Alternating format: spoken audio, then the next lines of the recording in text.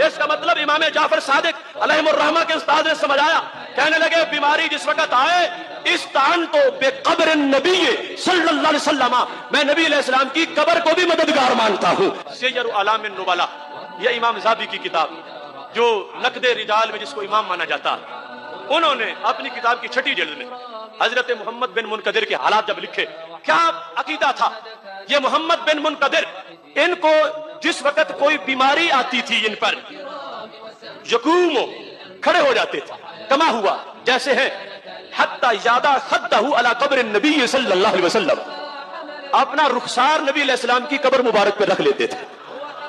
اچھا، جب کچھ لوگوں نے پوچھا کہ پتہ چل جائے کہ عقیدہ ہے یا ویسے رکھ لیتے ہیں، جن کا یہ حوالہ دے رہے ہیں امام ذہبی رحمہ اللہ، چلیے ان سے ہی ہم دکھا دیتے ہیں۔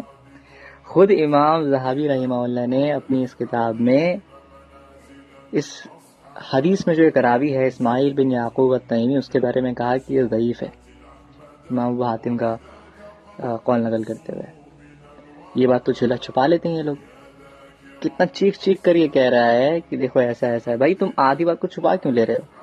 اچھا، دوسری بات، اگر اس کو صحیح مان لیتے ہیں تو پھر آپ کا یہ جو عقیدہ ہے کہ نبی سے ہم دور سے مدد مانگ سکتے ہیں، یہ تو ثابت ہی نہیں ہوا، کیونکہ یہاں پہ تو یہ ثابت ہو رہا ہے کہ اگر آپ کو مدد چاہیے تو جا کے قبر پہ جا کر منہ رکھنا پڑے گا آپ کو، جو کہ آپ کرتے نہیں ہیں۔ اور اس کے برعکس اگر کسی تابعی سے یہ ثابت ہو گیا ہے تو پھر آپ کا امام احمد رضا خان کیوں اس تابعی کی مخالفت کر کے کہتا ہے کہ ہمارے قبر کو چھونا بھی نہیں ہے، بوسا بھی نہیں دینا ہے اور 4 ہاتھ دور رہنا ہے۔ سردے کر رہے ہیں لوگ، جہنم کا سامان کرنے اپنے لیے، ہاں طواف کرو، سردے کرو، جاؤ آگ میں جاؤ، اللہ اٹھا کے پھینک دے گا آگ میں، خوب سمجھ لو۔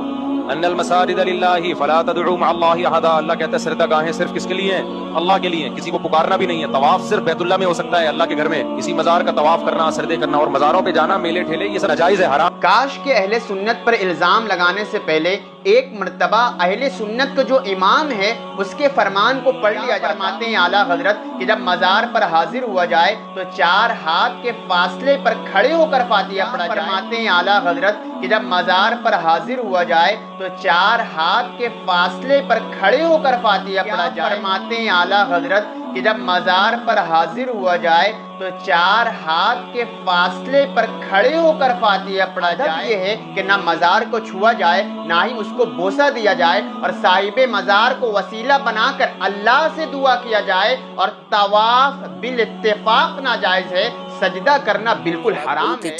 ان کا جو چہرہ ہے اس کی طرف چہرہ کر کے کھڑے ہو جائیں۔ اور امام اہل سنت رحمۃ اللہ تعالی نے ارشاد فرمایا کہ احتیاط اس کے اندر ہے، احوط طریقہ کار یہ ہے کہ کم از کم 2 گز کے فاصلے پر کھڑا ہو، 4 ہاتھ یعنی 2 گز کے فاصلے پر کھڑا ہو، اور اب پہلے ان کو سلام پیش کرے، پھر اس کے بعد جو ہے وہ فاتحہ پڑھے۔ اب جو بھی فاتحہ آپ کو آتی ہے، یعنی سورۃ الفاتحہ آتی ہے، سورہ اخلاص آتی ہے، تو وہ بھی پڑھ لیں گے تو کافی ہے۔